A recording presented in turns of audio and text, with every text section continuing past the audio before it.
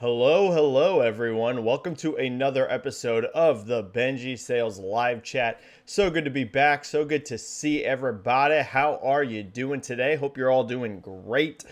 This about an hour and 15 minutes today. It's not going to be a giant 2-hour stream like what happened last week. This one's definitely going to be much more brief, but we're still going to get in a solid, hour plus of today's stream. So what can we talk about today? What are the big topics that we can chat about? Well, there's not a super heavy news week, I would say, overall. Definitely a few things that we can break down and discuss, but not a crazy news week. We gotten lots of sales updates, so that's kind of one of the main things we can discuss, whether it's UK charts, whether it is a tweet that I had that kind of blew up about Spider-Man Miles Morales sales, whether it's about the PlayStation blogs, top 20 selling games of the year. There's been multiple sales updates, so we can talk about that.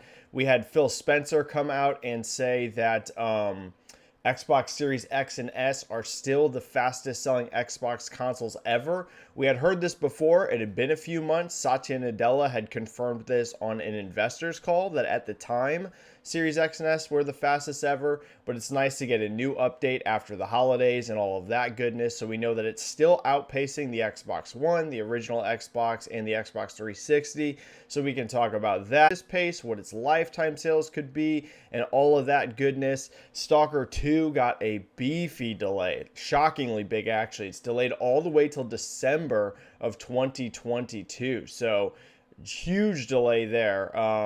I would say unexpected in terms of length. I did not expect a delay like this, so we can talk about that. God of War PC reviews are in. They're incredibly strong, 93 plus Metacritic. What's that going to mean for sales potential and all of that goodness? So we can talk about all that and more. If this is your first time ever as part of my live chat, the way this works, it's a stream, it's a show, it's 100% driven by you, your comments, your questions. We basically break down the biggest gaming news of the past week, and there's going to be two ways to do that. First of all, of course, there is the free method. You just type a question, whatever you want, and I get to as many free questions as I possibly can per week. If you want to guarantee that I get to your question, way to do that is going to be the super chat option, but do not feel pressured, don't feel obligated to do that at all. It's just a way to help support me and the channel and guarantees that I get to your question. And yeah, I think we can get kicking. No real housekeeping notes, no big crazy stuff off the top. I guess I'll give you a couple brief sales overviews before we dive into comments and questions. A couple things that stood out. So the Miles Morales thing that kind of blew up, this tweet ended up getting over 1 million impressions, so it kind of did blow up, like legitimately. What we found out that's pretty wild, to be honest with you, is that in December in the United States, Spider-Man Miles Morales actually outsold Call of Duty Vanguard on the PlayStation 5 in Call of Duty's second month. I mean, that's wild.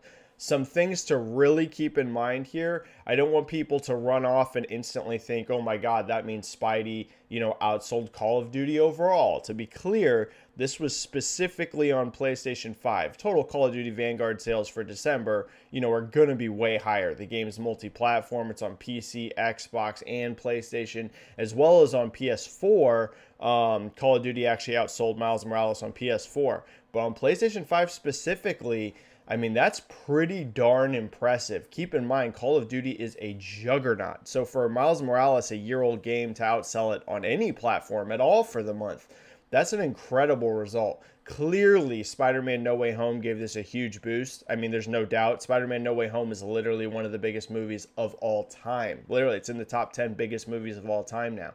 So clearly, you saw a big uplift thanks to Spider-Man excitement overall. And also, as we've been discussing on this channel for a long time and on my Twitter, Miles Morales has an excellent man, my brain just went out. An excellent attach rate to PlayStation 5. So as PlayStation 5 sales increase, Miles Morales sales increase. And of course, in December, you're going to sell a lot of PS5. So great result there for Miles Morales. Out of the UK, we just got some hardware data.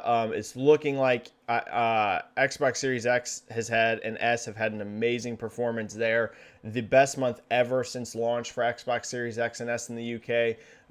It's now past 1 million consoles sold in the UK. And Switch had another excellent month. It was number 1. It was up 6% for the month. And PlayStation 5 came in third. And some people might say, oh, PlayStation 5 in third, that's terrible. No, it actually still did great. It was still the second best month PlayStation 5's ever had in the UK. It's just that, Switch and Xbox Series X and S particularly had strong months. So that's a few sales updates. There might be more questions about that in here, but let's get rocking. Let's get going since I only have about an hour today. Shouldn't be too big of a chat, so I should be able to hit everyone's questions, I think, pretty easily. But if you have any questions, start dropping them. So Plastic Hearts Podcast here with a 10 super chat to kick us off. Thank you so much, Plastic Hearts Podcast. Benji boy, Sony having such a hard time making PlayStation 5s that PS4s are back on the menu. Any chance Sony bends this gen and has first-party PC release day one? They went to sell software, right? There you go. Thank you so much, Plastic Hearts, for that super chat. Thanks for always being so supportive. So yes, anyone that missed this, there is a new report that has come out that Sony basically is extending PlayStation 4's manufacturing. Couple things to keep in mind in regards to this. So, first of all, why is this happening? I'm seeing some people have takes where they say, why would Sony do this? Shouldn't they just make more PS5s? Well, here's the thing. They can make PS4s right now and not necessarily sacrifice PS5s if literally they are hard capped on the PS5 chip. I talked about it before that essentially Sony basically killed PlayStation 4 last year, and that is completely true. If you look at what they were shipping per quarter, it was tiny amounts. We're talking like over a 3-month period. I think the last 3-month quarter was 100,000 units in 3 months. That's extremely low. So PlayStation 4 was essentially dead, and I had said at the time, my only assumption can be that Sony's putting all manufacturing resources into PlayStation 5. And I 100% believe that was the case. But it seems Sony's so hard capped on PS5 that they literally can't do anything else. Like, there's no other way to get more PS5s at the moment. So they have extra manufacturing capability. So they're going to ship out basically 1 million PS4s. That's the report. The goal is basically 1 million PS4s this year. You break that down roughly 250,000 units a quarter. So, is this a giant amount? Like all of a sudden Sony's barely going to ship PS5s and they're going to ship out 5 million PS4s this year? No. Looks to be about 1 million. So they just have extra manufacturing resources. They essentially, it looks like, can't get more PS5s than what they're currently doing. So since they have those resources, they're like, you know what? Might as well ship another 1 million PS4s. I totally get it.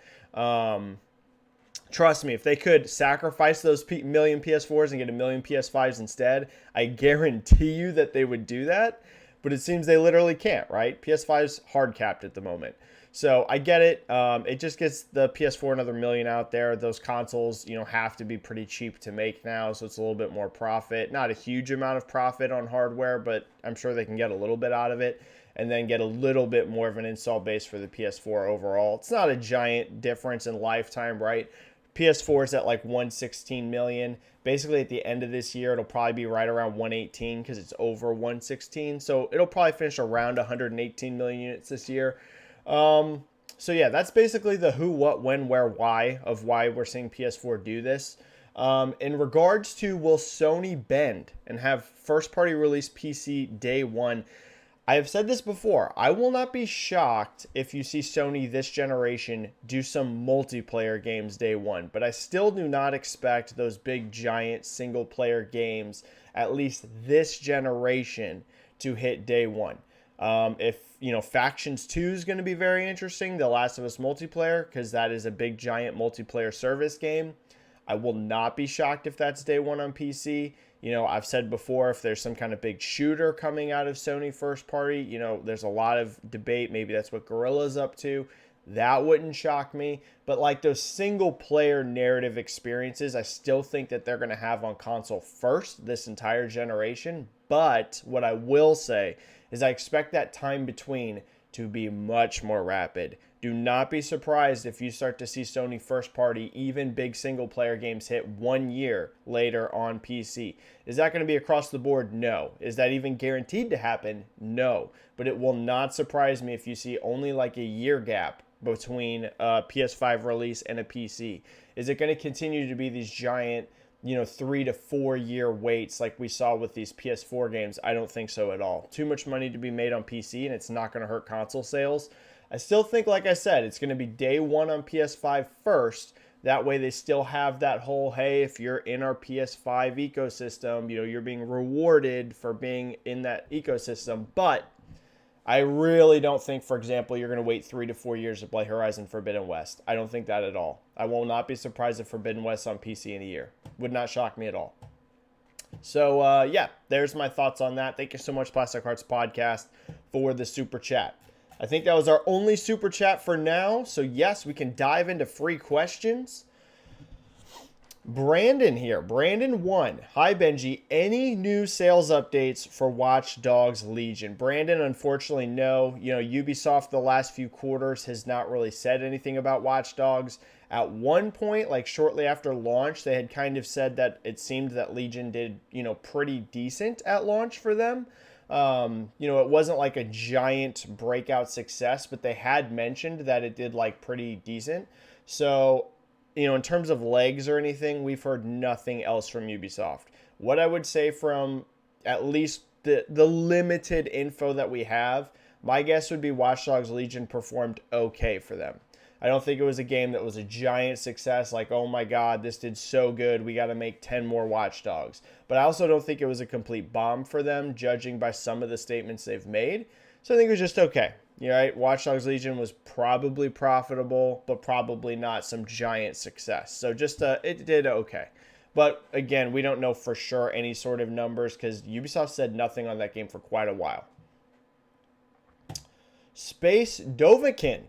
You should promote this channel more, Benji. Good to know you do YouTube. Yeah, for sure, right? I've talked about this before. One of my goals for this year is to increase my YouTube presence. How that's going to shake out, when it's going to shake out, what all I'm going to do, I'm not 100% sure. But I do hear this a lot, that even a lot of people that follow me on Twitter are unaware that I even have a YouTube channel. So I should promote it more. I should do content more. That is going to pick up this year. What all it's going to be, I'm not 100% sure, but I agree with you, Space Dovakin. I 100% agree. Most of my energy goes into my Twitter, but I should work more on my YouTube side for sure. Javier Macias Leon. Hi, Benji. I hope you're doing great. After Stalker delay, what other game do you think could be delayed? Also, I noticed that Halo Infinite didn't crack the top 20 in the UK. Yeah, that was pretty interesting. Any thoughts about that? Two great questions, Javier. So, first of all, in regards to the Stalker delay, what other games might get a delay? Here's the thing, that Stalker delay caught me off guard how big it is. I mean, it's huge, right? Wasn't that game originally April, and now it seems like that's going to be in December? I mean, holy cow. We're talking like a half a year delay. Did not see that coming. If it did get delayed, I was thinking maybe like a month or two. I did not see half a year. That, especially this close to launch, right? We were only a few months out. So to delay it that much, this relatively close, that did totally surprise me. What other games are candidates for delays? Here's the thing. After really like April, there's not many games with announced dates. So it's kind of hard to say, because even though there's a lot of games that are penciled in for 2022, a lot of them are not dated yet, like tons. We've been talking about how January is so stacked and February is so stacked, and even March has some big games. Like this first quarter of the year is totally crazy heavy, and it's very true. But I've mentioned this before. Once you get out past that, there's a ton of 2022 games, but like nothing's dated. So it's really hard for me to say what else is a delay candidate, because we don't really have months. I would say just some games that, who knows, potentially could slip out of this year or something. Maybe this to me would be surprising, but maybe something like a Gotham Knights, because they haven't really shown anything new on that game. I thought it was very interesting that we're actually seeing more of Suicide Squad now than we are Gotham Knights, even though Gotham Knights got a gameplay reveal before Suicide Squad. Like, that to me is very interesting. So I don't know if that means that game's in some sort of development hell or not. Keep in mind that was originally supposed to be last year, and it got delayed till this year. And yet we still, again, the last two showings of Suicide Squad saw more of that game than we did of Gotham Knights. I still think it is going to be this year, but I do think that's a bit of an interesting, like, what's going on with that game? Suicide Squad, I really do think is going to make it this year, just because we just got the big gameplay reveal. They still said 2022, and that game, I think it seems like it's in good shape. Not everyone might not like what they're seeing in terms of like the tone and vibe, but I mean, it looks pretty far along. So tough to say. God of War, I'm not seeing it getting delayed any more than it already has been. Horizon's definitely going to make its date. In fact, it should be going gold anytime soon. Same with Elden Ring. Those should be going gold any minute. Yeah, so I'll tell you what. Here's one that it's going to be a bummer for Nintendo. I wonder about Zelda. I still think Zelda is going to be this year, but we've seen so little of it, and Nintendo hasn't even given us a time frame to target for that game. Like, we don't even know if that is that a summer game, is that a fall game, is that a winter game. Zelda would be one I'd be a little worried about. Again, not a lock by any means that it misses this year, but we haven't seen much. We have not seen much, and as we know, Breath of the Wild got some major delays, the first one. So we'll have to see. We'll have to see. But Zelda's another one that's a wild card. I don't think Starfield will. I think that will make this year. And then in regards to Halo Infinite not cracking the top 20 in the UK, any thoughts? Yeah, not great. I've said this really for a long time, that I expected Halo to get heavily cannibalized by Game Pass. I really did. Well, I should say the 1-2 punch of free-to-play and Game Pass. There's almost, unless you're like a collector, you know, I hate to say it, but there's almost no reason to buy Halo. And I don't say that in like a negative way. I mean, I've put tons of time into Halo. Tons and tons of time into it. And I have not bought the game. I don't ever plan on buying the game. Because again, if you want to play just multiplayer, like if you're only interested in Halo for its multiplayer component, you don't have to buy that game at all. It's completely free to play. So you can literally just install it and play. Or if you want to play campaign, you know, it's right there on Game Pass. So it's like you're essentially asking people to pay $60 for a game that is campaign only in terms of what you're paying for. And also, not only is it $60 for just the campaign, but they also can access that on Game Pass. That, to me, for a long time has seemed a prime candidate for cannibalization. In fact, I was even on this chat saying, don't be surprised if Halo Infinite's the worst selling Halo ever in terms of unit sales. I don't know for sure if that's going to happen, but I said, don't be surprised. Because that game, to me, I just don't know why. I don't know why you'd necessarily go out and spend $60 on it, because there's so many other ways to access that game that are cheaper.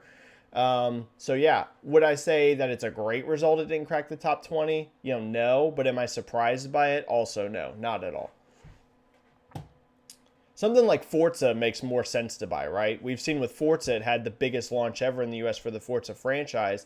But the thing is there's no free-to-play component with Forza. And whenever you buy Forza Horizon 5, it's a big, giant, beefy game. And you're getting the multiplayer and single player. Like, I can more understand buying Forza than I can buying Halo. You know, that to me, it makes sense.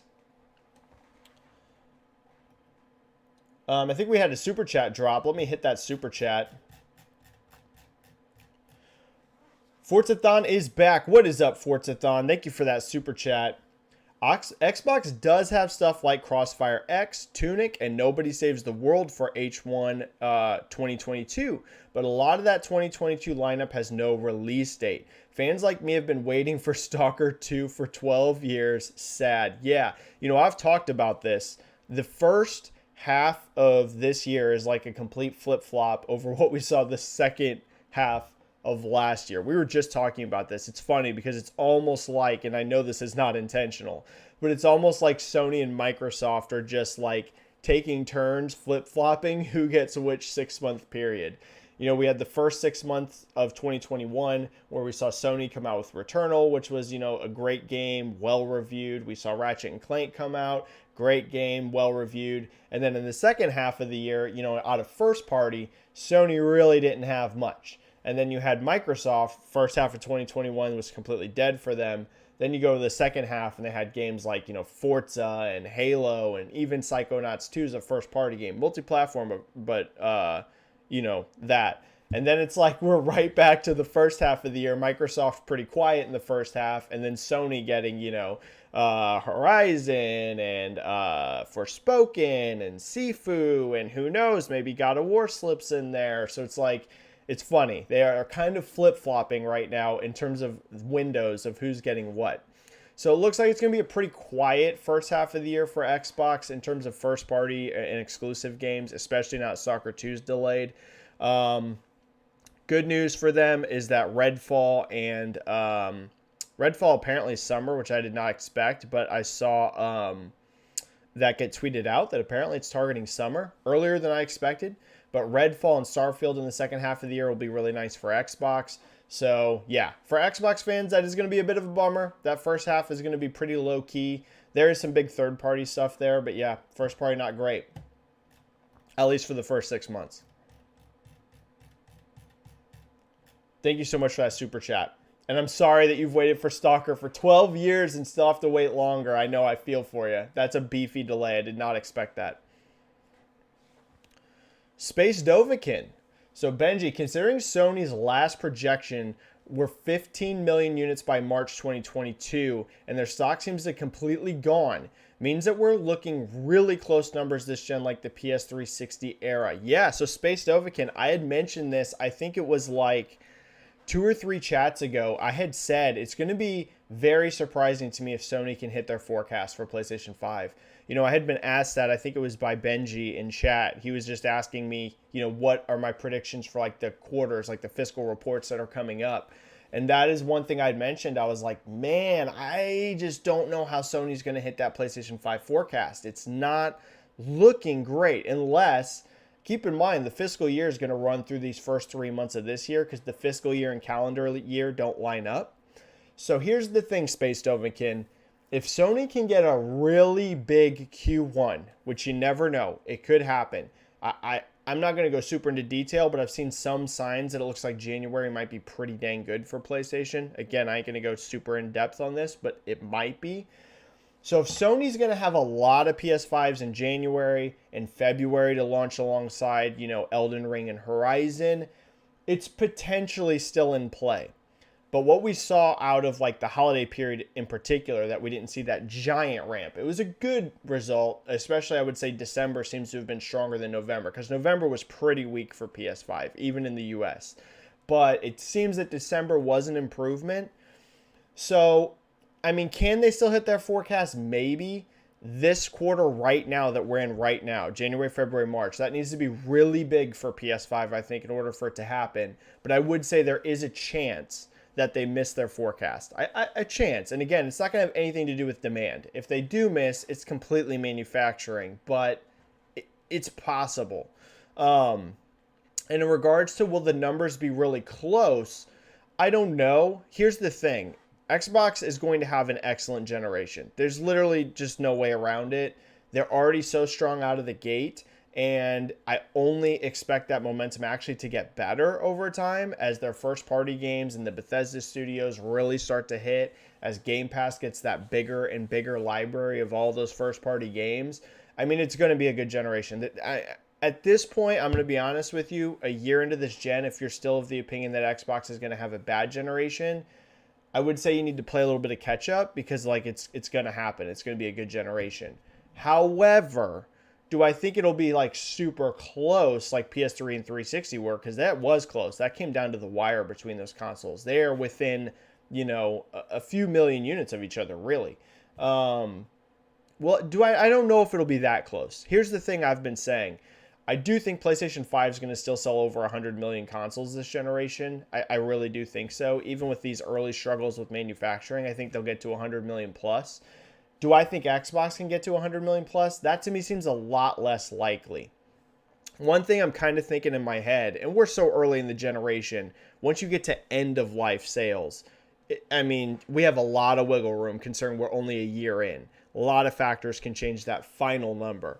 But Xbox, I could easily see hitting, 70 million plus. Yeah, I mean, I think it's almost a lock they're going to hit 70 million now, to be honest. It looks like they're already over 12 million units, and that's in its first year. If you factor in a 7-year life cycle, like I think these consoles are going to get, even if it kept the exact same pace, which isn't going to happen, it's going to have years that are bigger than this 12 million. That would get them to over, 70 million. So I don't, yeah, and keep in mind, end of cycle, right? They'll probably start shipping a little less, but under 70 seems very unlikely. So I don't know if it's going to be as close as PS360 where we're talking like what, a 10 million unit difference or less between them. I don't know about that, but it's going to be a great generation for Xbox. 70 plus million, I think, is pretty much locked in, and Sony should do 100 million plus. So should be good. Should be good either way for both. Sounds PP7. What do you make of the Armored Core leak and screenshots? Yo, this is hype. We'll go over this really quick if anyone hasn't seen this. And when do you expect From to officially announce it? Are you a fan of the series? And if so, what do you hope the new one plays like? So for anyone that has missed this, it has leaked out, like, definitely real. the amount of info that leaked and like legitimate screenshots. This would have to be an incredibly elaborate fake. Like, incredibly elaborate. Does that mean that it's 100% locked in because it's not officially announced? You never know. But here's the thing. We literally got screenshots of this game. So that would be very well done if someone was able to make that many fake screenshots, plus all this info. So it has leaked out that FromSoft, well known for, Sekiro, Dark Souls, Demon Souls, upcoming Elden Ring, and even old school Armored Core. There is a new one coming. Looks like it is a sci-fi one, which of course they're all sci-fi, right? We're talking about giant mechs, but it looks like they're going even like heavier into some of the sci-fi elements, stuff with space and things like that. And it looks like the gameplay is going to be possibly like a little bit slower than the last couple Armored Cores, and it's sounding very promising to me. I am very interested in this Sounds PP7. So in regards to am I a fan of the franchise, I would say overall no, because I haven't played them for a long time. However, I did play some of the very early Armored Cores, and I thought they were awesome. For some reason, it was just a franchise I fell off of. But like those very early Armored Cores, like 1 and 2 and 3, I had actually played those. So I would say it's something I'm super interested in. I think it's a cool franchise. I'm like a giant fan because I didn't play Armored Core 4 or 5 or any of those other ones. But I think this could actually be very big. The franchise has been on a bit of a rest for a while, and From Software is like bigger now than they've ever been by far. This studio is way bigger than it was at the time, like when Armored Core was first like coming around to being a thing. Dark Souls and Sekiro and the upcoming Elden Ring, that's like lifted their profile so much. I think this could be really successful. Yeah, I really think so. I mean, do I think it's going to be as big as Elden Ring? No, of course not. At least I don't think so. But could it be a really big success? Yeah, I think so, yes. All right, Elias here. Stalker delayed. 2022 seems like another year where Xbox only have November and December for releases. Not quite, but close, because it sounds like Redfall summer. I did not expect Redfall in summer, but it sounds like that game's way sooner than we thought it was. That promise of a game every quarter seems a little weird. No, because that wasn't Phil saying that was happening this year. If you read the Phil Spencer comment, he said the goal is to get to there. So Phil did not say, hey, 2022, you're getting a game every quarter. Phil said the internal goal for first party is a game every quarter. So no, that promise doesn't seem weird because that was never guaranteed for this year. That's the internal goal to get there, which they should easily. I mean, they have too many studios to miss it eventually. There was always the question of how 2022 was going to shake out. So, but in regards to, is their first half of the year slate light? No doubt about it. It does sound like Redfall's earlier than expected, which is great, because I thought that game was definitely going to be like September, October, but I think it was Kloberal. I don't even know how to say his name. Kloberal, however you say it. He tweeted out it's this summer, and he's pretty connected to Xbox, so way sooner for Redfall than I expected. And then Elias also says, this year, only PS, GT7, Horizon Forbidden West, God of War Ragnarok, Forspoken, Final Fantasy 16, Stray, Sifu, etc. 6 or 7 exclusives in 1 year. And those games revealed a long time ago. We don't know what PS is cooking. What do you think of PS and Xbox releases this 2022? To me, Elias, there's no doubt this year is a way stronger PlayStation year. Now, Starfield at the end of the year is going to be giant. I mean, that thing is going to be a behemoth. As long as it makes its date, Starfield will be enormous. I would literally say it has potential to be bigger than Halo, to be honest with you. Not in terms of maybe like, I mean, even in total players, it might be, to be honest. Even with Halo being free to play, it's going to be interesting because Bethesda's RPGs, their flagship single player games, if you look at Skyrim, if you look at Fallout 4, they are giant. So we're going to have to wait and see. I need to see how Starfield looks before I go all in and saying, oh, it's going to be bigger than Halo. I actually think the potential is there, though. It could be enormous. But if we look at the year as a whole, which one do I think looks better? It is PlayStation, yeah. PlayStation looks like they're going to just have a way stronger 2022 than Xbox does. 2023 seems to be the year that Xbox is really going to come online in regards to like lots of their studios hitting. Keep in mind, there's still the chance that Xbox gets Forza Motorsport this year, so that could slip in there too. That would help a lot. If you got Redfall, Forza Motorsport, and Starfield in 1 year, I mean, that's pretty solid. Would I say that it is as good as the potential lineup Sony has with Gran Turismo, Horizon Forbidden West, God of War Ragnarok, Forspoken, maybe Final Fantasy 16 slips in there, hard to say.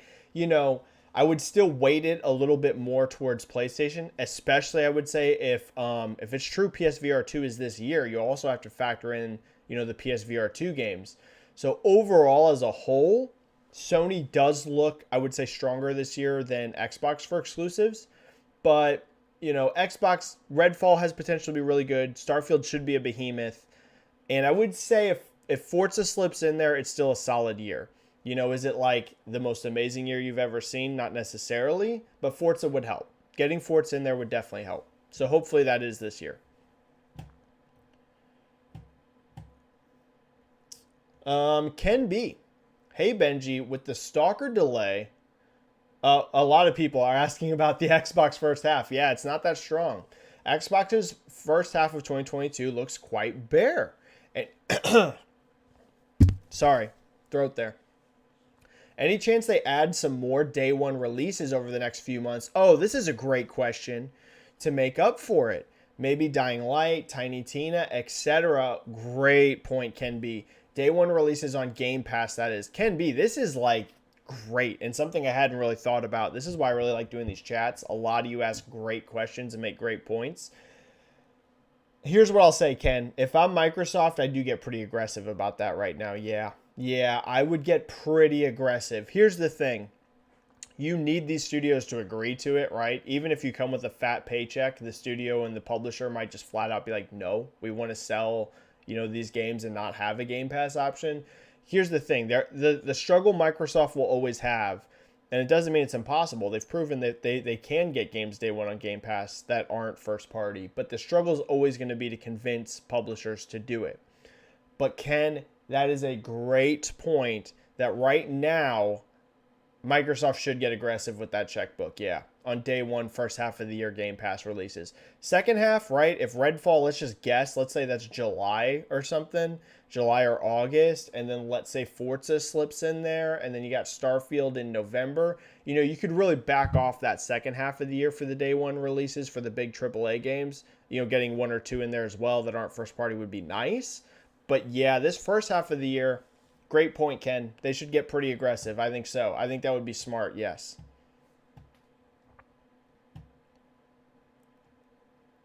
Joseph X1. Hello, Benji. It's been a year since the last update about Game Pass subscribers. Yep.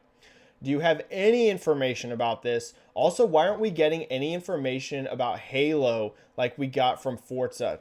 Two great questions here, Joseph. So in regards to Game Pass, the main reason we didn't get an update is we found out that they missed their internal forecast. Now, what does that mean? Does that mean that Game Pass didn't grow at all? It lost subscribers? No, we actually know it did grow. It just did not hit the growth rate that Microsoft wanted it to hit. So I think since it was a little below their forecast, they didn't really want to come out with that number. And that was as of, I believe, this summer. So we haven't heard how things went after the holidays. Couple things to keep in mind. That original forecast that they had for Game Pass growth included a Halo launch. This was done before Halo got delayed. So, of course, that's going to impact their growth projections. And also, I would say when that time period we know of where growth wasn't super explosive, it was during a pretty slow period of first-party releases. So, first of all, I think that's why we didn't get a number. The growth rate just isn't what Microsoft wanted it to be, and it's pretty rare a company's going to give you a number if it's below what they wanted it. Usually, if something's below, they're going to keep that quiet. I would say, and one thing I've been saying, I am expecting a Game Pass subscriber update any day now. If you don't hear anything about Game Pass subscribers in the next few weeks, I would say it continues to miss their forecast. Because here's the thing, their growth rate right now, the last 2 or 3 months, should have been giant. They got a lot more Xboxes out there that they didn't have before. Like I just said, the UK had its best month ever in sales. You have to think they got some, not for any Xbox ever, but for the Series X and S, it was the best month, even bigger than launch. So there's a whole bunch of people that should have been signing up for Game Pass. In the US, Xbox outsold PlayStation 5 in November, and the things I'm seeing for December, it looks like December is going to be a huge month for Xbox in the US like it was in the UK. So you had that, you had a big hardware jump, and then you had the launches of Halo and Forza Horizon 5. That should, if you're doing the math, that should lead to a ton of new subscribers. If they don't give you an update still, little alarming. Going to be honest with you. Little alarming. That's a lot of factors that should have led to a lot of growth. So you should be confident putting a number out there. If you don't hear anything from Microsoft by, the end of January, really, in my opinion, if you don't hear anything by the end of the month, I'd be a little alarmed. Now, Microsoft doesn't have to come out and give anyone a number, right? Technically, they can never say a number ever for the rest of Game Pass's life. I think that would be a mistake, though, because I think you want to communicate to people in general, including investors, that a subscription service like this that's so radical, there's nothing else like it in the industry, where a platform holder is giving you the games that they make day one just to subscribe. You want to get that message out if it's being successful. So this is a number I would want to put out if I was Microsoft. So I would think so. I would think you'll get something by the end of the month. If you don't, I'd be alarmed.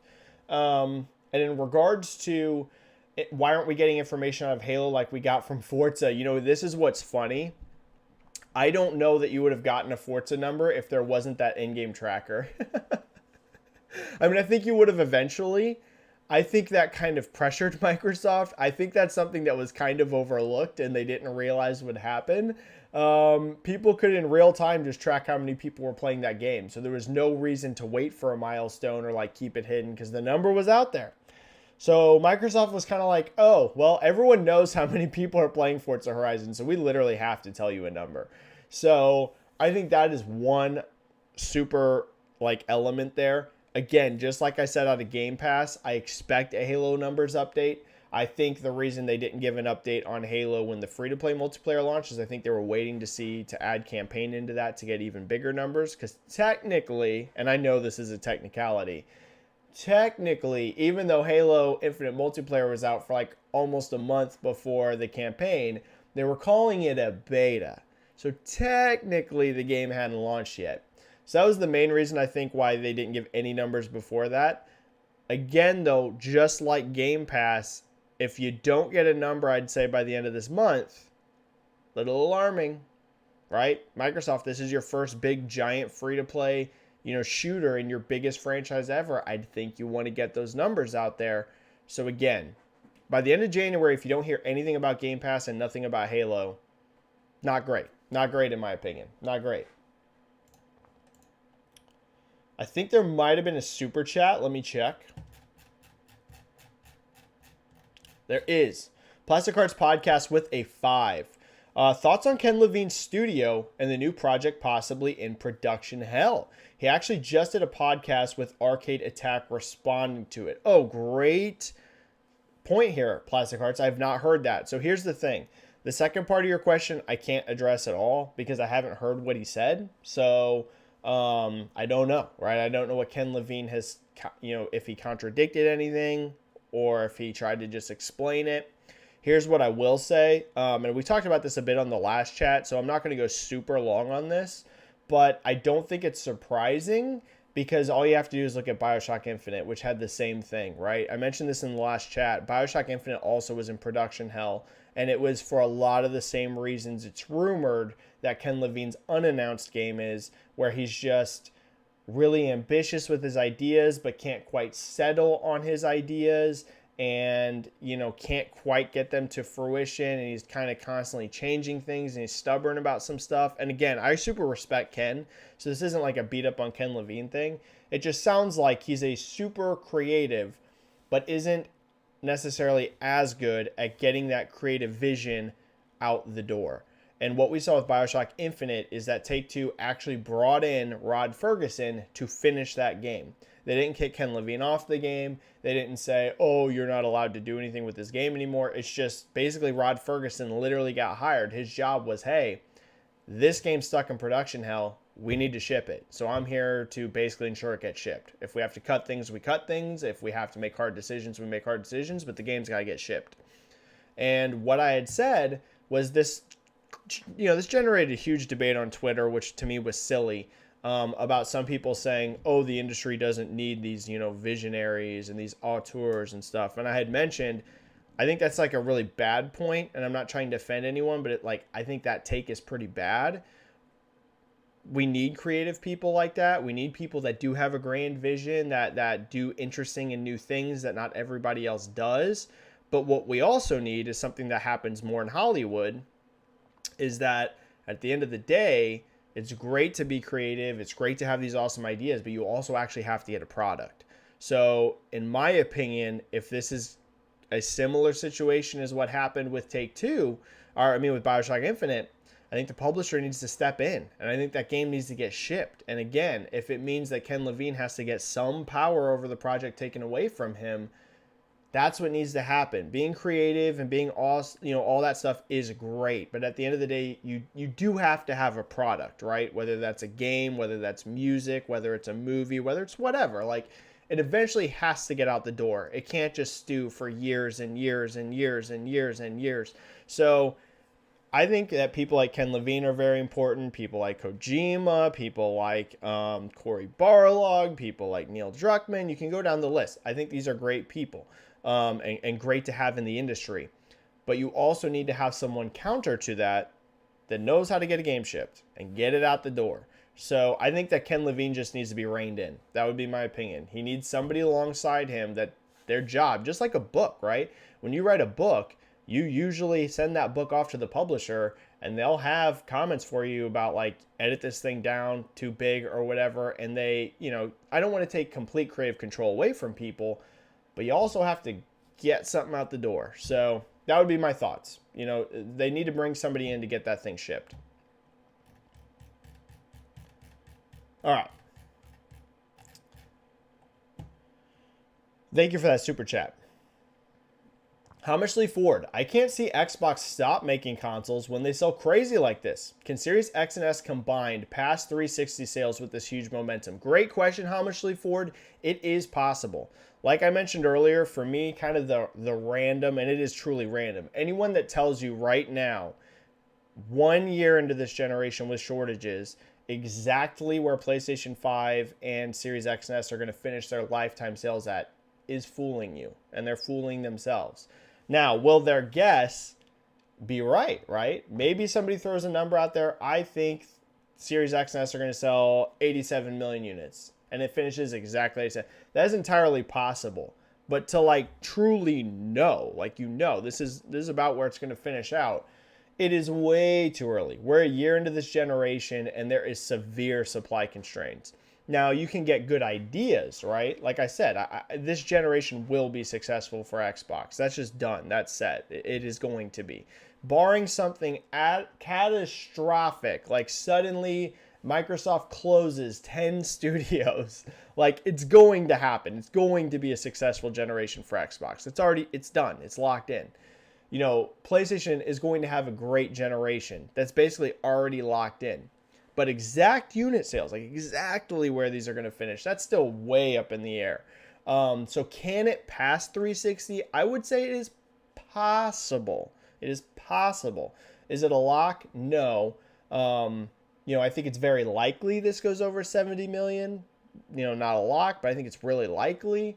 Will it pass Xbox 360, which did over 80? I don't know. It could. It's possible. We'll have to see. But yeah, will they stop making consoles anytime soon? No. There's going to be another generation after this. A lot of people say, Xbox is going everywhere. They're launching games on PC. They want xCloud on your phones and tablets. Wow, they're not going to need a console. But I think they'll still make consoles for a long time because Microsoft wants you to be able to access games kind of wherever you want to, right? If you want to play it on a PC, they want to give you that option. If you want to play it on a console, they want to sell you that console and you be able to play it there. They want, if you can play this on your phone through streaming, to do it there. So yeah, Xbox consoles aren't going anywhere for a long time. Not for any time in a long time. Fernando Harada. Benji, how are you? I'm doing good, Fernando. I hope you're doing good. What are your expectations for God of War on PC? Ooh, great question. Is it possible for this old game to cross 50,000 concurrent players on Steam? Yes. Which other PS games would you like to see on PC? So can it do over 50,000? Yes, totally. I'm pretty sure Horizon did that. And this will be bigger than Horizon Zero Dawn. Let me check just to make sure I'm not lying here. But I'm pretty sure Horizon did over 50,000 at launch. I want to say like maybe 54,000 or 59. Man, I'm pretty sure. Let me see. 56, yep. So Horizon Zero Dawn at launch did 56,557 concurrent players. It's going to beat that. I'm like 99.9% sure it'll be bigger than Horizon. Couple factors there. First of all, as big as Horizon Zero Dawn is, God of War is even bigger. And Horizon's port actually at launch was really rough. It wasn't a great port, whereas it sounds like the God of War port is excellent. So is it going to do over 50,000? I'd say it's almost a lock, almost guaranteed. The question to me over 50 is, can it get to 100,000? That is pretty tough, but it's not impossible. We need to see. Here's the thing. A lot of people, and I've had some people tell me God of War is going to do over 100,000 concurrent. And they could totally be right, by the way. It's just that is a harder barrier than it sounds like. Not many games per year go over 100,000 concurrent players. Like, do some do it? Yes. But it is honestly on Steam a pretty high milestone. Anything over 100,000 concurrent, you can lock it in. It's a giant success. Like, seriously. Anytime you see, unless it's like, I don't know, something with a freaking $1 billion budget. But anything that's a regularly sized, even AAA game, if it is over 100,000 concurrent on Steam at launch, at least the launch itself is highly successful. Not many games per year do that. So if God of War being a late port could hit 100,000 concurrent, that would be absolutely phenomenal. I don't think it's a lock. I don't think it's impossible, but right now I'm going to guess it comes under 100,000 concurrent. I could see this doing like 70 to 80K. Just a guess. Might go over 100, but 70 to 80 is going to be where I'm predicting right now. But you never know. If it hits over 100,000, that's going to be stunningly good. Stunningly good. So my expectations for total sales, it's going to sell millions. I can guarantee that. It's going to sell millions on PC eventually. I don't know if it'll sell millions day one, but like lifetime, is this going to sell millions of units on Steam? For sure. For sure. Yep, millions. And what other games would I like to see on PC? I think everything's going to be. I think every single PlayStation game, period, is going to be on PC eventually. It's just a matter of how they stagger these releases, right? How long they wait between them. You know, is it a year? Is it 2 years, 3 years? You know, whatever.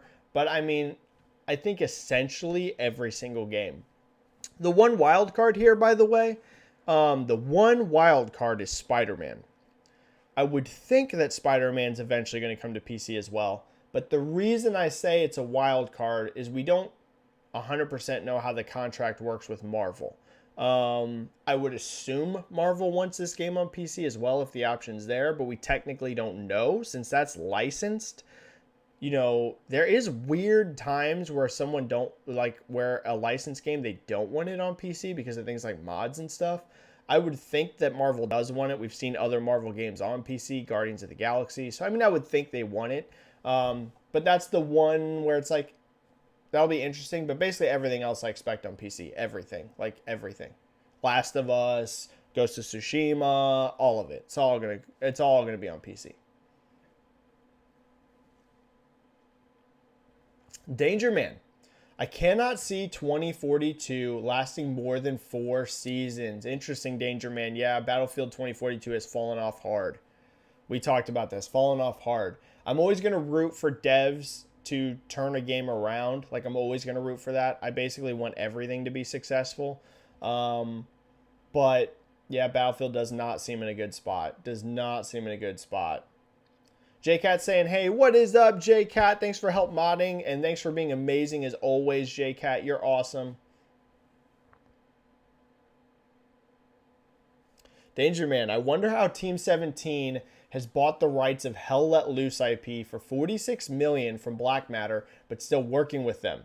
That's very interesting for an indie mill sim shooter. Yeah, it's interesting. I don't have any additional info on that, Danger Man. So I can't comment too much on it, but it is interesting. I agree, but I just don't know any intricate details there. And Danger Man on the Stalker 2 delay I mentioned. I thought of you, Danger Man, immediately when this got announced. I mentioned the Ukraine-Russia tensions. Got a feeling that's way more of a factor. Danger Man, I thought of you instantly when this got delayed because you were the one in chat that mentioned a couple weeks ago that you thought was going to get a big delay. So Danger Man, you were right. Danger Man, you were right on the money, man. You called it. You totally called it. Shout out to Danger Man, everyone. He called that there would be a big delay for Stalker. The Deadly 8. Hello there, Benji. Do you think it's possible that Stalker 2 is just the beginning of the year delays? Could there be more major delays and pushbacks coming? Could some slip into 2023? Yeah, we talked about that a bit earlier, Deadly 8. Like I said, it's weird because so many games are not dated right now, besides a vague 2022. The few that stick out in my mind, again, like I said, it's going to be Zelda. Zelda, for me, I'm really wondering about. Final Fantasy 16, didn't mention that one earlier. I think that was never officially 2022, but I'm pretty sure that's what they wanted. I don't know for sure that that's going to make this year. So that would be one. That's a few, maybe Hogwarts Legacy. We haven't seen anything on that in a long time. So there's some possibilities. Yeah, there are some possibilities.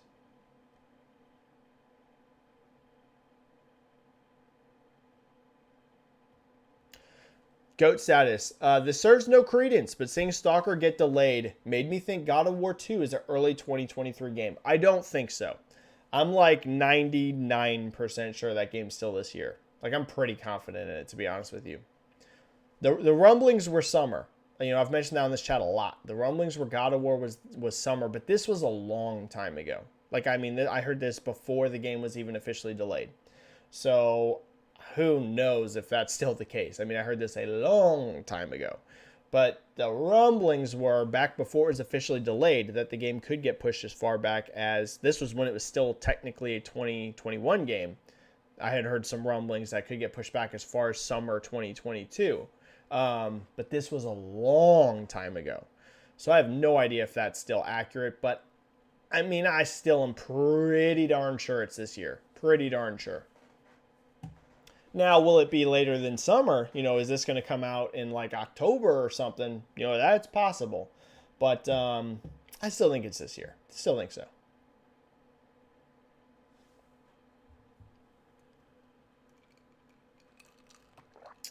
Michael Yu. I got 15 minutes left in the tank. So I'm going to still stream for 15 more minutes and then we're out because I have a hard out today with work. So I got 15 minutes, y'all. It seems like Series S is gaining momentum since the holidays. Oh, yeah. Do you think this momentum will continue into all of 2022? I've talked about this. Series S ended up being, in retrospect, and there's no way they could have known this at the time. I talked about this before any official sales numbers started coming out. Okay? So I was a little early on this. That Series S was massively going to carry Xbox through the holidays. I straight up was telling people that before any sort of numbers came out. And as we've seen now, Xbox Series outsold PlayStation 5 in November in the US. Very good odds it outsells PlayStation 5 in December in the US. And we found out in December in the UK, Xbox outsold PlayStation 5. And a massive factor in that is Series S. It appears that they can just make more Series S consoles than they can Series X consoles.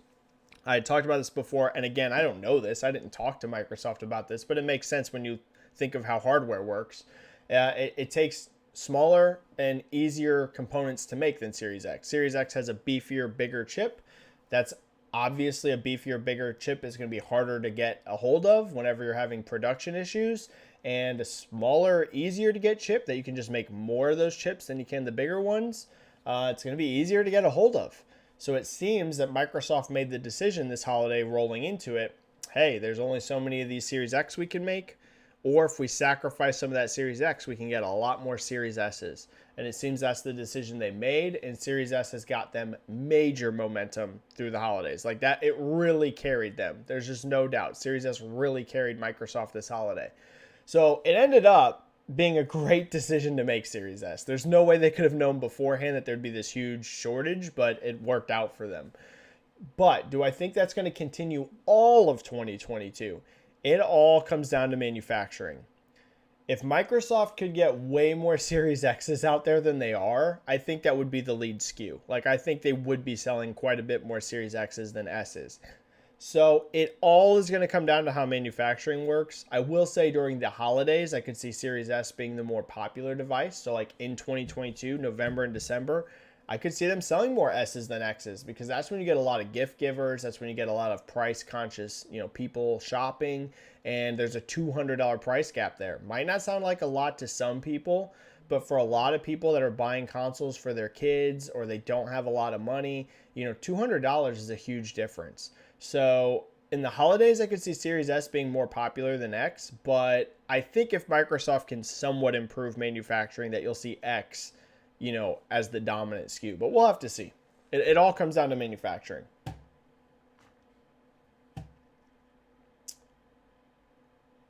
King of the Dry Bones. What is Microsoft going to do with PS and Nintendo having huge games in the first half of 2022, and they have nothing announced for first half? Not much. They don't really need to do all that much because I would say particularly in the US and the UK, they don't really need to do much because they're going to sell everything they ship, like regardless. So not a lot, to be honest with you.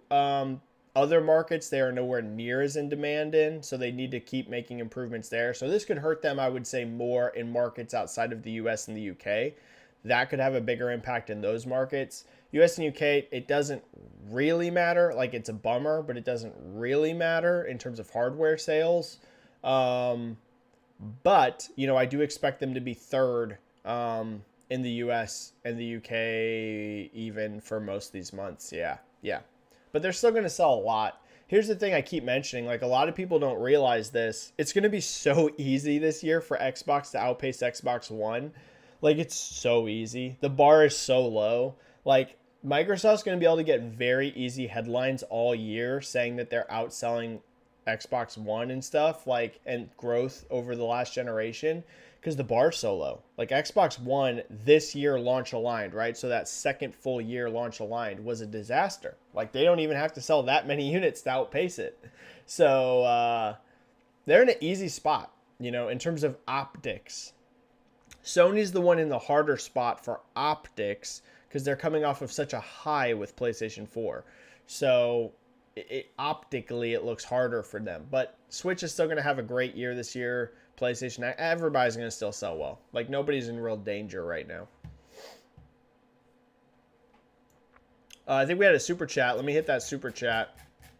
Oh, wow. I think we had a couple super chats. Holy cow. Missed some super chats. Timmer had a 2 super chat. Sorry I missed that, Timmer. Keep being awesome. Thank you so much, Timmer. Thank you so much for that super chat. I missed that earlier. Thanks for always being supportive. Every chat, like I said, I don't think you've ever missed a chat, Timmer. I don't think you've ever missed a chat here. Thank you so much, man. And then I saw another super chat. Highlander001 with a 5. Thank you so much, Highlander. No question today. Just wanted to show support for you. Highlander, that's incredibly kind. Thank you so much for the 5. I'm always blown away by the support I get. It's ridiculous. I mean, it's ridiculous. The amount of kindness y'all show me is crazy. I had somebody, and they were being nice, but I had somebody comment on one of my tweets, and they were saying how they're like, man, I hate some of the replies you get on your tweets, like people being mean and stuff. And it's like, I mean, it does suck. I mute those people so I don't ever see it again. So no offense, but if you've ever commented anything mean on my tweets, I've never seen anything from you ever again. I just mute you. But as long as, like, the thing is like the proportion of nice tweets to me to mean tweets I get is astronomically high. Y'all are amazing. Like, it's pretty, I mean, I deal with, compared to a lot of people with, you know, decent sized platforms, I always say all the time, I'm not famous. I'm not some big giant person, but for someone with a decent sized platform on Twitter, at least, like the love to hate ratio is extremely high in kindness. So I don't really focus on the negative people because it's not that many and it's mostly just noise. So thank you so much, Highlander. Let's see. Does Sony see the Steam success of Xbox and their own IP and decide to bring PC first games day and date within the next 12 months? Or will it continue to be 3 to 6 months after console release? GOAT status, I think it's gonna kind of depend, but I do think you're gonna see some games come sooner. Like I said, I won't be surprised if you start to see some hit a year after on console. I don't think they're all gonna be these like 3 to 4 year gaps. I just really don't think so. Is that going to happen across the board? Again, don't lock that in, but I could see some hitting a year later. Again, day and date, day one, I just don't see at least this generation, except for maybe multiplayer games. Like a big service multiplayer game, I could see day one on PC, but outside of that, I don't think so. I don't think so. Jide Okafor, nice to see you, Benji. Keep up the good work. Thank you so much, Jide. It's very kind of you. Randy Norman, I believe Xbox Series consoles will outsell the 360. Definitely could. It's definitely possible. The power of Game Pass, a new IP like Avowed, Contraband, rebooting beloved franchises like Perfect Dark and Fable, Elder Scrolls 6 will boost Xbox. Benji, do you think Series will outsell 360? Like I said, it's definitely in the cards. It is totally in the cards.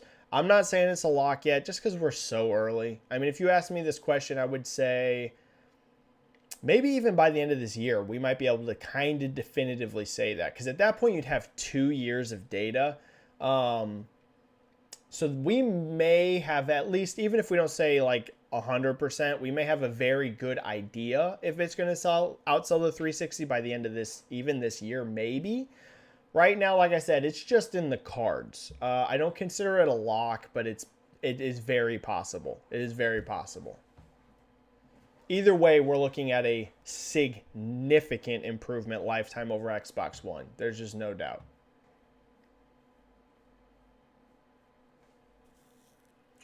Jeremy G saying Benji hype. Jeremy G hype. What is up?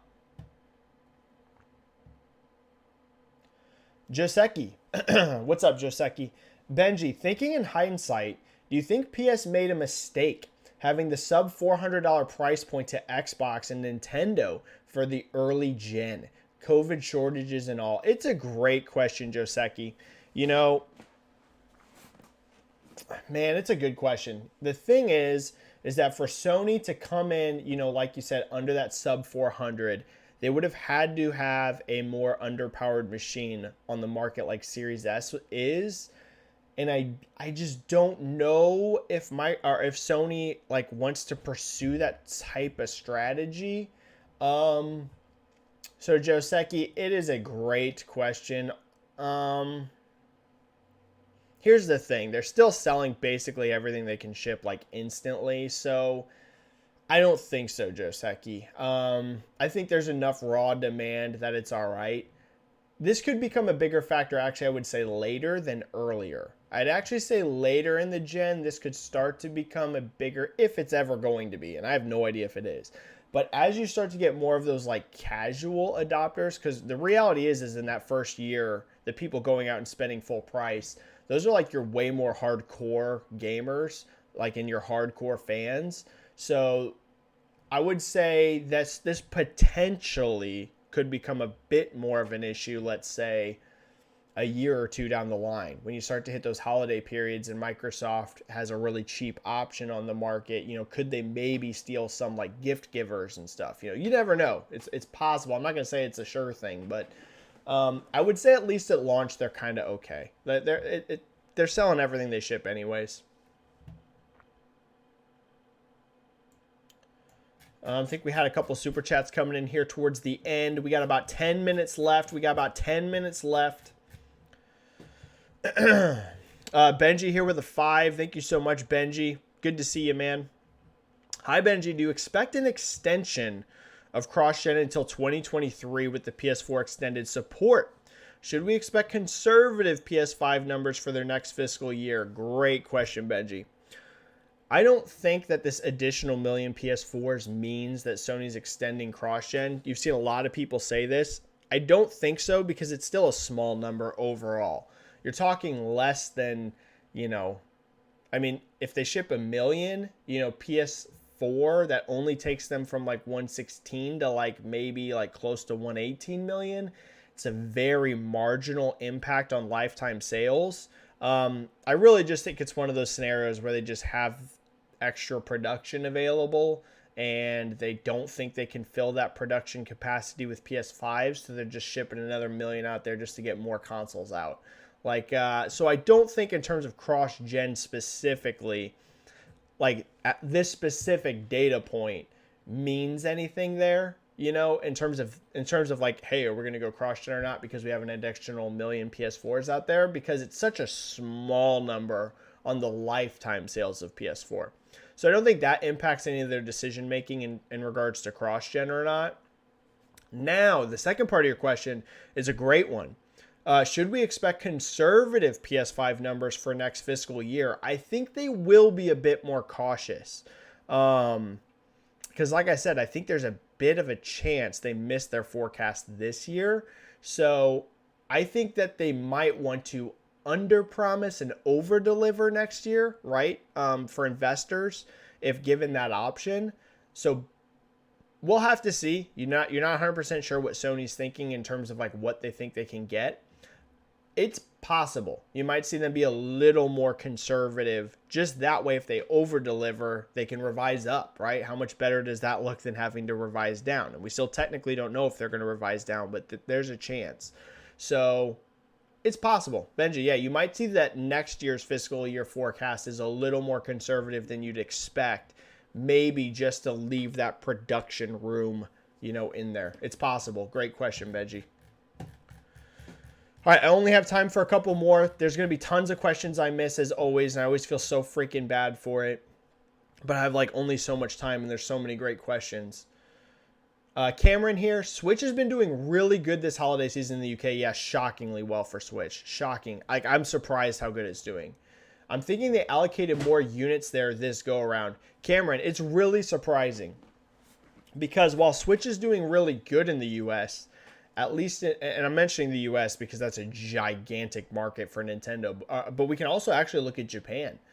It looks like both Japan and US, well, Japan we know was down quite a bit year over year in the holiday season. US, we know Switch was down in November in NPD, and I think December will be a great Switch result for NPD, like really, really good, but I think it is going to be down a little bit in December as well. But in the UK specifically, They're doing like really good. So this result did surprise me, Cameron. I did not expect Switch to have this kind of performance in the UK when you look at how it's doing in Japan and the US. Again, still great numbers. It's not like it's bombing in the Japan and the US, just down, from last year. But UK is going great. I don't know. Stock is the only thing I can think of too, Cameron, because they haven't really had any like big giant releases to propel hardware. You had Pokemon Diamond and Pearl, which performed great, but I don't think they were massive hardware movers. So yeah, it must be a stock thing, Cameron. Only thing I can think of. Yeah, it must be. Jag Lamans. Interesting to see GT Sport outsold Miles Morales on PS4 in Europe. Obviously, Miles Morales sells better on PS5. Yes, Jag, great point. And that's something I've been mentioning here a lot and on my Twitter for the last year. I've been mentioning a lot that all you have to do is if you watch those charts, when PS5 gets a big restock, Miles Morales goes up. And I had mentioned some people were a little underwhelmed with Miles' early sales, like really, really early. And I had cautioned people. I'd been like, let's wait a little bit because I have a feeling some people are waiting to get their PS5s to play this game. And I think there's a lot of evidence for that, Jag. Yeah, a lot of people, Miles Morales is the game they get alongside their PlayStation. We have ample evidence of this now. It's one of the few PlayStation exclusives that have become like a true Nintendo-style evergreen. A lot of PlayStation games, even if they have really good legs, they kind of disappear from the charts and they kind of just quietly sell. Miles Morales is really interesting because it's one of those rare PlayStation games that's in those charts like every week, every month, kind of like how we see out of the Nintendo Evergreens. So yeah, yep, performs really good on PS5 in particular.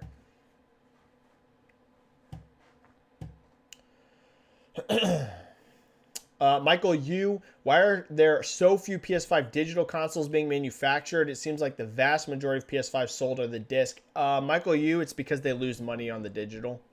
Like, honestly, that is the reason.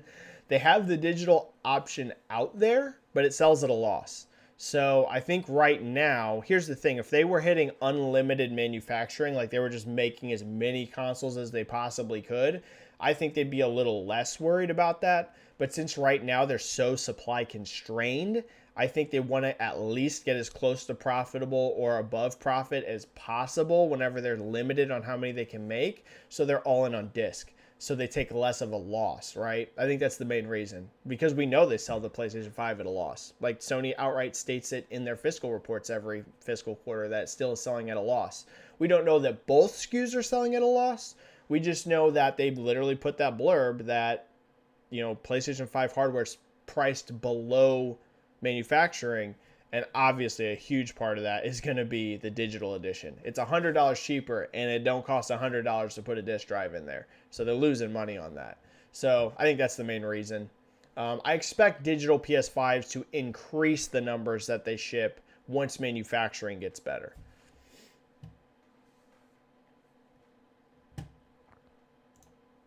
I'm going to be a little selective so I can bust out a couple great questions right before we leave.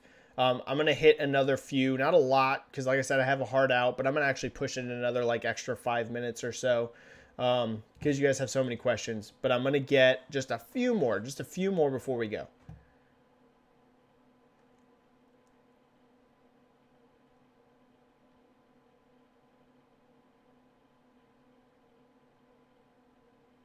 Red Dead series, Sony's Fire Sprite Studio is taking over the Twisted Metal reboot from VGC article. It does look like it, Red Dead. I don't know that they said that outright, and if they did, I apologize. I know they said one of Sony's European studios is going to be doing the Twisted Metal reboot. Fire Sprite makes the most sense. They have the most, size. Fire Sprite's actually a shockingly big studio, and I just can't see another one of their European ones doing it, like Gorilla. I don't really see Gorilla making Twisted Metal. That'd be a weird fit. You never know. It'd be a little weird. I agree. Fire Sprite makes the most sense. Red Dead. Yep. Should be Fire Sprite more than likely.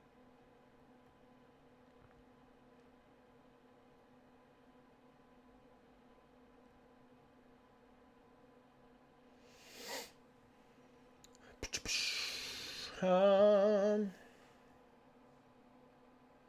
lot of people mentioning the NVIDIA leak. Yeah, those games are coming. They're coming.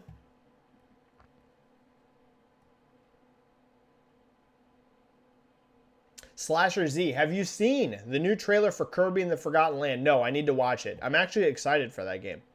I am not a Kirby fan. I'm going to be honest with you. I know it might sound like blasphemy.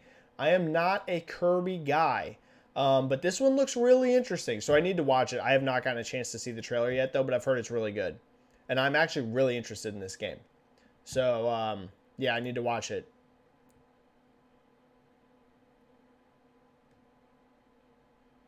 Dante, Rise's 82,000 concurrent users on Steam. Yeah, I was watching it right before the chat. I'm going to check it out right after chat. But yeah, Monster Hunter Rise, giant launch on Steam. No surprise.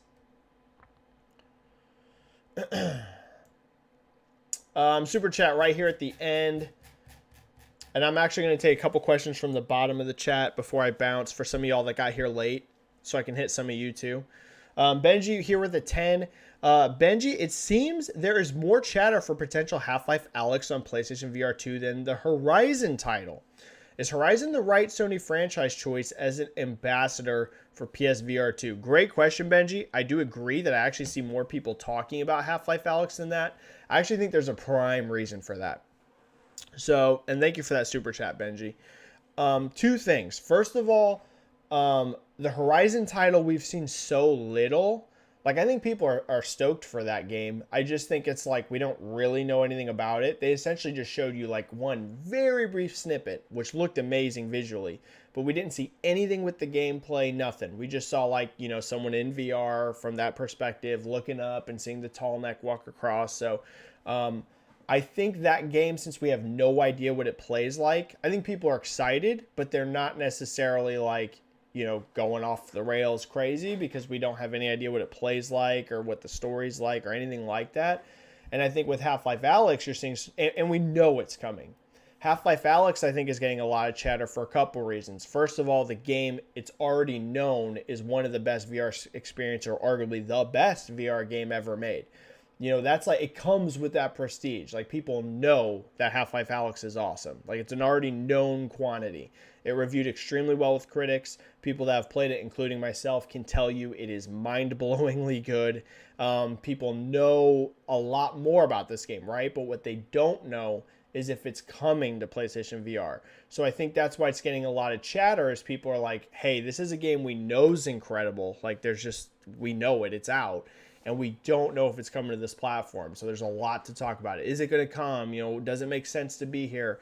So I think that's why. I think that's why you are seeing a bit of that gap in conversation. Once they show more on Horizon, once it gets closer to launch and we know more about what it is, I think people get really excited. Yeah, I think so. I just think those are the elements why Half-Life Alyx is so, like, the talking point right now. And is Horizon a good franchise choice? It is. Because one of the things that's most incredible about VR that anyone will tell you is sense of scale and presence.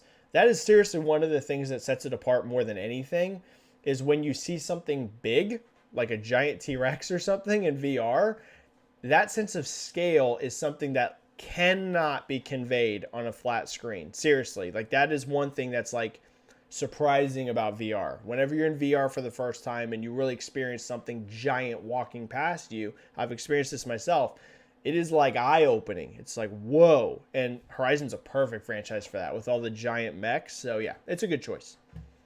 Okay, couple more. Couple and I'm out. Couple and I'm out. Couple and I'm out. From the bottom here. We're going from the bottom.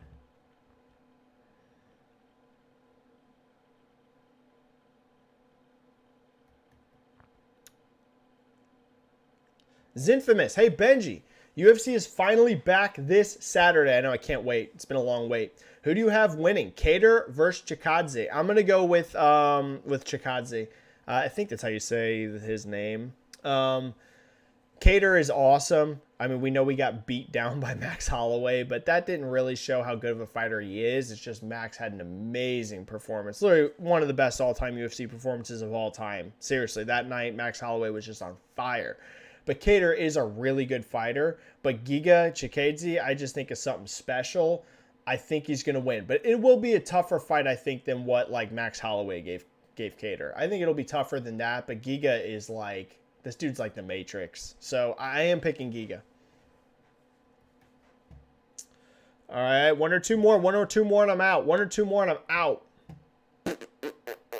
One or two more and I'm out. Oh, sounds like people are saying that Wario64 is saying it sounds like Sony's about to announce and launch their PlayStation service. I am very interested. Michael used quote here, beginning Friday, January 21st, retailers in the country will have to pull PS Now cards from their shelves. That's big, y'all. Sounds like Sony's sub-service competitor to Game Pass, whatever you want to call it, Spartacus. Sounds like that's about to be revealed. Very interested to see that. Very, very, very interested. Very interested.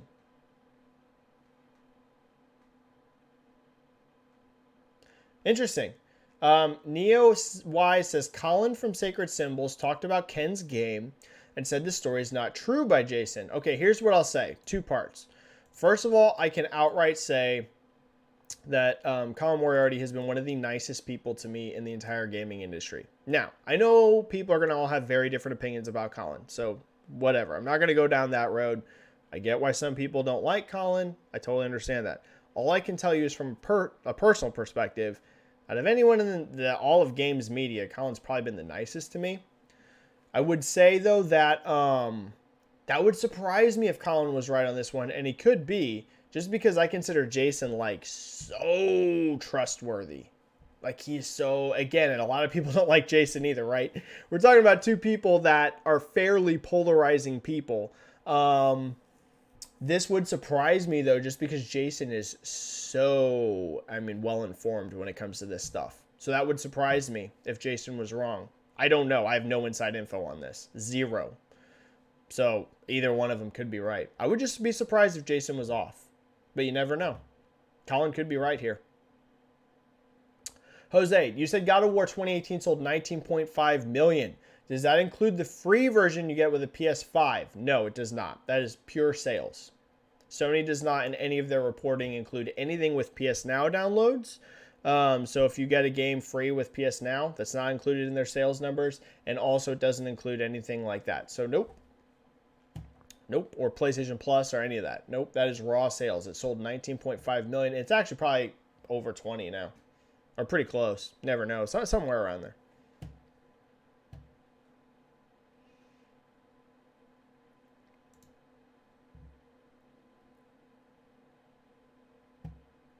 Salt, Benji, do you think Xbox is done acquiring studios? No, in fact, I know they're not. Can't go into more detail than that, but I know for a fact they're buying more studios. Unequivocally, for a fact. What those studios are, though, I don't know. That I don't know. I cannot tell you what those are because I don't know what they are. But I know for 1,000% sure they're buying more studios. It's already a thing in their objectives. I don't know how many more. I can't tell you they're going to buy 10 more studios. But are they going to buy another couple studios? Yeah, they're going to buy more. All right, I think I got to go. Two more. Two more questions I'm out. Two more and I'm out. Two more and I'm out.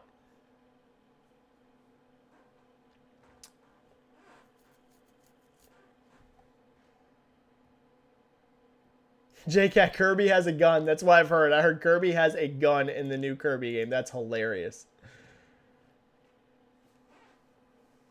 Hammersley Ford, was Redfall officially announced as summer 2022? No. Yeah, it's not official. That's just what Clobral tweeted, and he's very well connected with Xbox. So, I'm assuming he's right. He's very connected there. So, in summer, that's sooner than I expected, that's for sure. I thought that was going to be like October or something. Bigelow, what do you think of the Square Enix and PlayStation Final Fantasy rumor? I would not be surprised if it's true. I agree with you, Bigelow. I have no idea at all if that's true, but the rumor is, that's rumbling around, is that Sony basically paid Square Enix for all Final Fantasy to be exclusive console this generation. I mean, it wouldn't surprise me. Final Fantasy VII Remake Part 1 was console exclusive. Forspoken's console exclusive, and Final Fantasy 16's console exclusive. That's literally 3 Final Fantasy or adjacent. I know Forspoken's not Final Fantasy, but it's made by a studio that made Final Fantasy 15. It clearly Sony's willing to pay a lot of money to Square Enix to get exclusive JRPG games. So I would not be surprised at all. I don't know, but it wouldn't shock me even 1% if that's true. Last one. Last question, and I'm out. Um,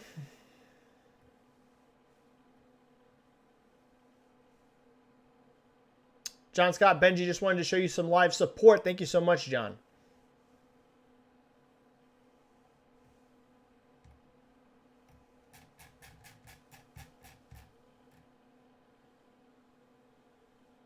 All right, last one here. And Dreamwalker makes a great point. Jason Schreier is accurate about leaks that will come out because his credit depends on it. I agree with you, Dreamwalker. That's why I'd be surprised if Jason's wrong here. Just because Jason's like, he's like really reliable for the most part. Like, is it possible for somebody to miss? Oh, it's always possible. That's why you don't see me do too much of the insider stuff anymore, because there's always fake stuff floating around. But I'd be surprised if Jason was wrong. He's so reliable for the most part. Okay, so Deadly 8 here is going to get the last one, and then I got to go. I have to go. Deadly 8. Benji, do you think it is possible that PlayStation will start releasing games more frequently? Yes. Since they are growing internally and buying more studios. Deadly 8, double yes. So here's the thing, and we talked about this a chat or two ago. Sony can't really, I don't think, get away with in the upcoming years. Let's say over the next 5 years. I don't think the idea of like 2 big first-party games a year is going to really work anymore in this industry for a couple reasons. First of all, subscription services are becoming so important. And that's only going to become more important with time. We don't know exactly everything that's going to go on with this new PlayStation sub service. Again, are games going to come day one to that subscription? No, I don't think so at all. But if you are getting those games over time, more games does grow that library, right? Even if they're coming later, even if it's a year later they hit that sub-service, you're growing it at least over time. So that at least will make your sub-service a little more attractive. So part of it, subscriptions. The other part of it is that, the competition in this space is ramping up massively in terms of first party.